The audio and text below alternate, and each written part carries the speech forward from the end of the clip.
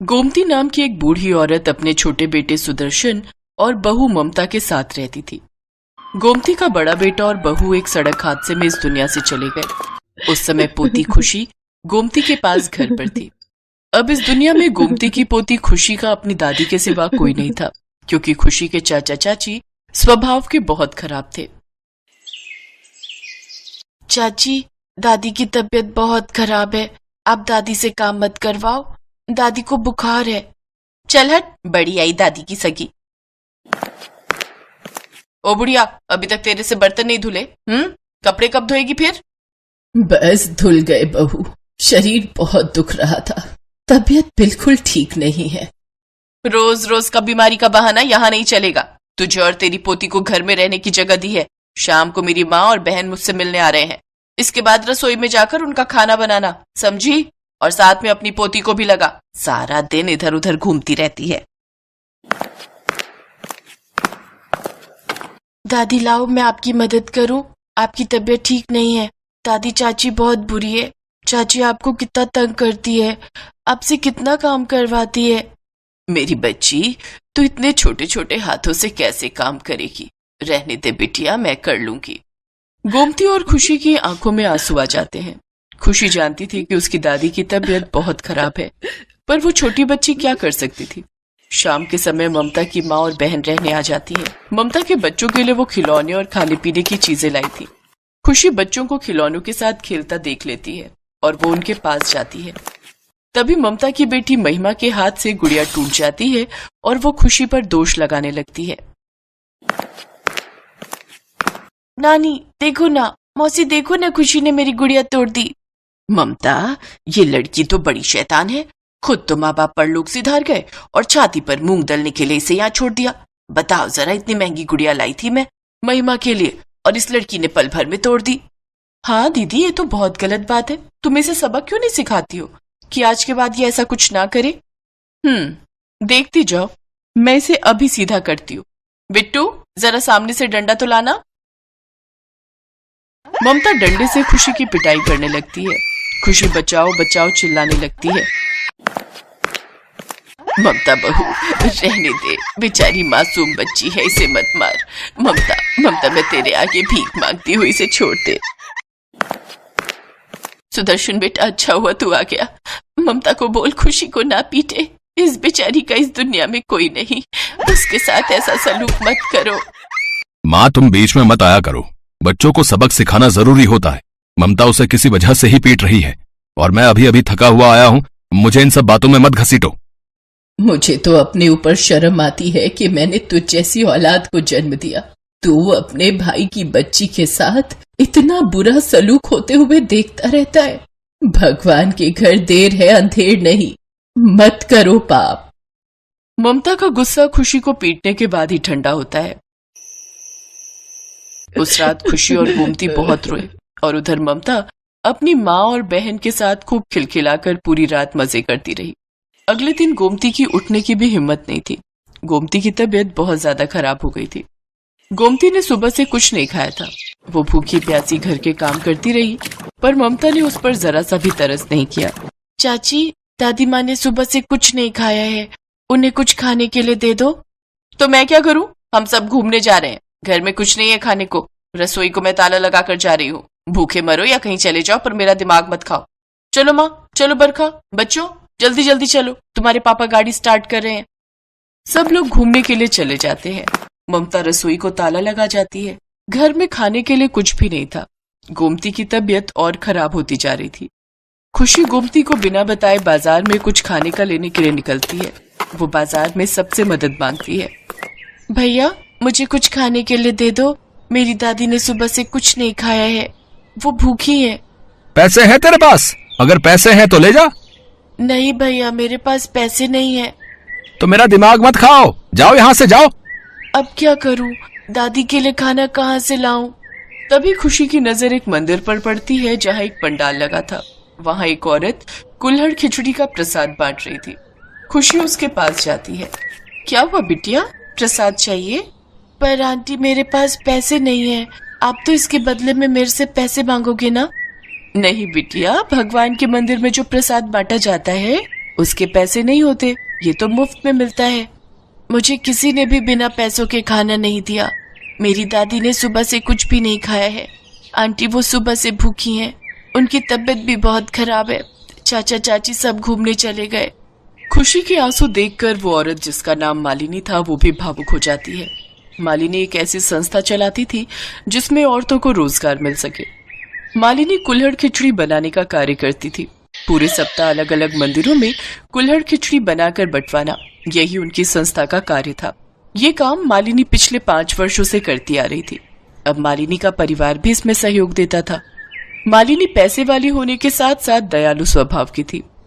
ईश्वर के प्रति अटूट आस्था के कारण मालिनी ने लोगों की सेवा के लिए ये समाज सेवा का कार्य प्रारंभ किया।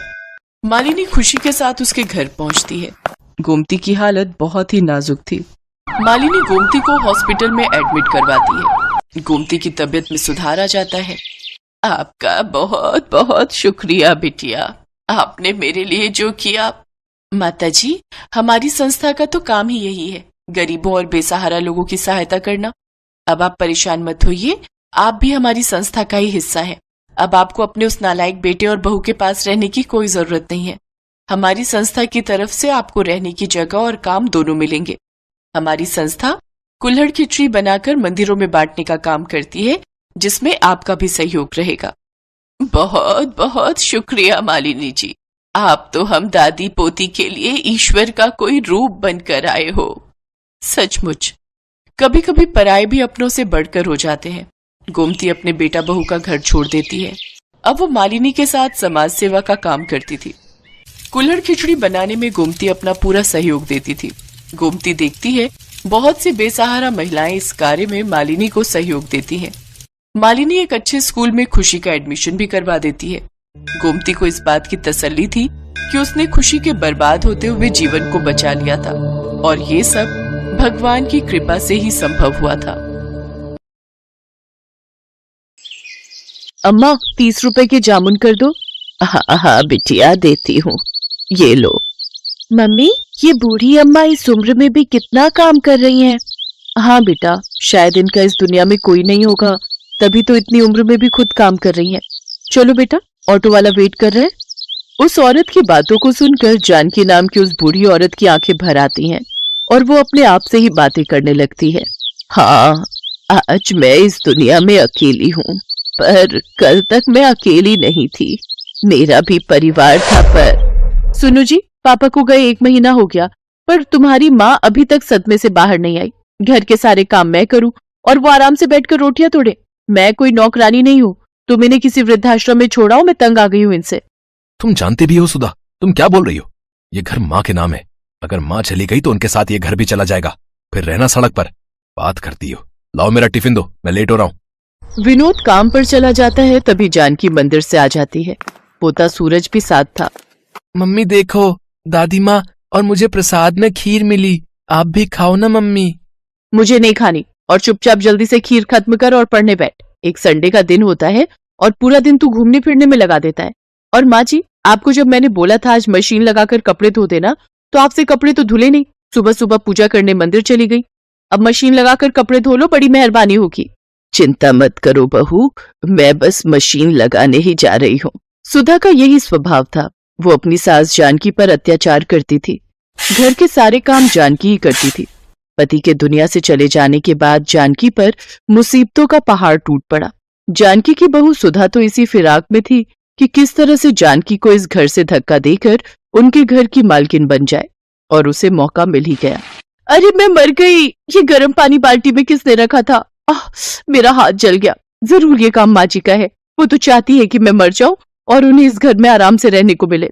क्या हुआ सुधा, तुम्हारा हाथ कैसे जल गया? ये सब तुम्हारी माँ के कारण हुआ है। उन्होंने ही जानबूझकर बाल्टी में गर्म पानी भरकर रखा था ताकि मैं नहाने जाऊं तो मैं जल जाऊं। अब मैं इस घर में एक पल भी नहीं रहूंगी, मैं जा रही हूँ यहाँ से। माँ, आपको शर्म आनी चाहिए, आपकी वजह से आज मेरा घर परिवार टूट रहा है। आप कहीं चली क्यों नहीं जाती हो? मेरी इसमें कोई गलती नहीं विनोद बेटा, मुझे तो बहू ने ही कहा था कि उसे गर्म पानी से नहाना है, और मैंने उसे कहा भी था कि बाल्टी में गर्म पानी मैंने रख दिया है। मुझे नहीं पता कि ये बहू ऐसा क्यों कर रही है। तुम बेकार में ही मुझ पर नाराज हो रहे हो। हाँ हाँ, मैं ही झूठी हूँ, आप ही सच्ची हो। रहो अपने बेटे के साथ। सूरज स्कूल से आ जाए तो मैं उसे लेकर चली जाऊंगी। चिंता मत करो सुधा, मैं कोई ना कोई इंतजाम कल तक कर ही लूंगा, पर माँ इस घर में नहीं रहेगी। विनोद काम पर चला जाता है और सुधा अपने कमरे में जाकर सो जाती है। कुछ देर बाद सूरज स्कूल से आता है, तब वो उठती है। मम्मी दादी कहाँ हो सब? अरे मेरा राजा बेटा आ गया, चल तू बैठ, मैं तेरे लिए अभी खाना लगाती हूँ। माँ जी, खाना बन गया या नहीं? अरे ये कहाँ चली गई? मम्मी दादी कहाँ चली गई? उन्होंने मुझे बोला था आज वो मुझे पार्क में झूला झुलाने ले जाएंगी। सुधा पूरे घर में देखती है पर उसे कहीं भी जानकी नजर नहीं आती। वो विनोद को फोन मिलाती है। विनोद घर आता है। विनोद, सूरज माँ जी से मिलने के लिए रो रहा है, अब उसे कैसे समझाए? चिंता मत करो सुधा, मैं सूरज को समझाता हूँ। सूरज बेटा रोते नहीं है, तुम्हारी दादी जी हरिद्वार गई हैं, वहां एक बहुत बड़ी पूजा होने वाली है, इसलिए उन्हें आने में थोड़ा समय लगेगा। कुछ दिनों बाद तुम्हारी दादी आ जाएंगी, ठीक है? सुधा और विनोद किसी तरह सूरज को समझा देते हैं, पर वो दोनों जानकी के बारे में कुछ भी पता करने के बारे में नहीं सोचते। जानकी सड़कों पर अकेली बेसहारा घूम रही थी। जानकी के पास जो थोड़े बहुत पैसे थे वो लेकर वो दूसरे शहर आ गई और एक झुग्गी में रहकर अपना गुजारा करने लगी। अब तो बहुत से झुग्गी वाले जानकी को जानते थे। जानकी को घर से निकले आज 10 साल हो गए। पिछले 10 सालों से जानकी अपने परिवार से दूर है, पर विनोद और सुधा ने उसे ढूंढने तक की कोशिश नहीं की। गर्मियों का सीजन आया तो जानकी ने मंडी से जामुन खरीदे और जामुन बेचने लगी। आज 80 साल की उम्र में जानकी इस दुनिया में परिवार के होते हुए भी अकेली है और आज भी खुद से कमाकर अपनी जिंदगी गुजार रही है। जानकी काकी, घर चल रही हो? मैं घर ही जा रही हूँ। शोभा बिटिया, अभी बहुत जामुन पड़े हैं, मैं सोच रही हूँ कुछ देर और बैठ जाती हूँ, थोड़े और बिक जाएंगे तो नुकसान नहीं होगा। लाला के जामुन के पैसे लौटाने हैं, घर ले गई तो जामुन खराब हो जाएंगे। और तुम्हारी नारियल पानी की बिक्री हुई क्या आज थोड़ी? हाँ काकी, आज बाजार में घूम कर बेचे तब जाकर बिके। मैं तो कहती हूँ मुझे दे दिया करो बेचने के लिए, पर तुम मानती कहाँ हो काकी? नहीं बिटिया, तुझे भी तो अपने घर का ख्याल रखना है। तू भी तो कितनी मेहनत करती है ना। तेरे बापू की तबीयत ठीक नहीं रहती, माँ भी तो घरों में काम करती है, कम से कम तू मेहनत करके घर को चला लेती है। ये बहुत बड़ी बात है बिटिया, चिंता मत कर, मेरी बूढ़ी हड्डियों में बहुत ताकत है। जिंदगी के दुखों ने मेरे शरीर को मजबूत बना दिया है। तुमसे बहुत कुछ सीखने को मिलता है काकी। अच्छा मैं घर चलती हूँ, फिर तुम आराम से आ जाना। जानकी को जामुन बेचते रात हो गई। उसके पास अभी भी जामुन बचे हुए थे। तभी उसके पास एक गाड़ी आकर रुकती है। अरे यार, जामुन खाने का बहुत मन हो रहा है, चलना उन अम्मा से जामुन लेते हैं। एक काम कर, तू जल्दी से जाकर ले आ, मैं गाड़ी साइड लगाता हूँ। अम्मा 50 रुपए के जामुन कर दो। अभी करती हूँ बेटा। अम्मा मेरे पास 500 का नोट है, आपके पास खुले होंगे? नहीं बेटा, मेरे पास खुले तो नहीं है। सूरज, सूरज, तेरे पास 50 रुपए है क्या? जरा पकड़ा दे है तो। सूरज? जानकी सूरज नाम सुनकर थोड़ी घबरा जाती है। अचानक वो लड़का गाड़ी से बाहर निकलता है और जानकी को देखकर चौंक जाता है। दादी माँ, और यहाँ? सूरज तब छोटा था। 10 साल का बच्चा सूरज आज 20 साल का हो चुका था। सूरज अपनी दादी को पहचान गया और वो दादी दादी कहकर अपनी दादी के गले लगकर फूट फूट कर रो पड़ा। सूरज कॉलेज में पढ़ रहा था तो वो इसी शहर में रहता था। सूरज को जानकी से सारी बात पता चलती है और वो भी अपने पोते से लिपट कर खूब रोती है। इसके बाद जानकी सबसे विदा लेकर अपने पोते सूरज के साथ अपने शहर अपने घर पहुंचती है। जानकी को सूरज के साथ देखकर विनोद और सुधा हैरान रह जाते हैं, पर सूरज गुस्से में था। मम्मी पापा, आखिरी बार आप लोगों से मिलने और अपना सारा सामान लेने आया हूँ। आज के बाद मैं आप लोगों को अपनी शक्ल कभी नहीं दिखाऊंगा। मैं दादी के साथ रहूंगा। आपने मुझसे झूठ बोला कि दादी माँ हरिद्वार गई हैं, पर आज 10 साल बाद दादी की हालत देखकर सचमुच मुझे आपको अपने माता पिता कहते हुए भी शर्म आ रही है। मैं हमेशा दादी माँ के बारे में आपसे पूछता था, पर आप हमेशा टाल देते थे। कहीं ऐसा ना हो जैसा आपने दादी माँ के साथ किया है ना, कल आपके साथ ऐसा हो जाए। पर नहीं, आपके साथ ऐसा कुछ नहीं होगा, क्योंकि मैं तो आप दोनों के साथ अपने सारे रिश्ते तोड़कर दादी माँ के साथ जा रहा हूँ। नहीं सूरज बेटा, ऐसा मत कर, हम तेरे बिना जी नहीं पाएंगे। हमें माफ कर दो सूरज बेटा, ऐसा मत करो, तुम हमारे बुढ़ापे का सहारा हो। अच्छा, तो दादी माँ के बुढ़ापे का सहारा भी तो आप ही थे ना, तब आपने क्यों नहीं सोचा मैं आप दोनों की नहीं सुनूंगा, मैं दादी माँ के साथ जा रहा हूँ। सूरज जानकी के साथ वापस जाने लगता है। तभी सुधा और विनोद रोते बिलखते जानकी के पैरों में गिर जाते हैं। माँ जी मुझे माफ कर दो, मुझसे गलती हो गई माँ जी। माँ सूरज को समझाओ ना माँ। जानकी वहीं रखी एक कुर्सी पर बैठ जाती है। नहीं सूरज बेटा, अब मुझे किसी डॉक्टर की जरूरत नहीं। मैं अपने पोता और बेटा बहू से मिल ली। अब जीने की इच्छा नहीं सूरज बेटा। अपने माता पिता को माफ कर देना। अपने माता पिता की खूब सेवा करना।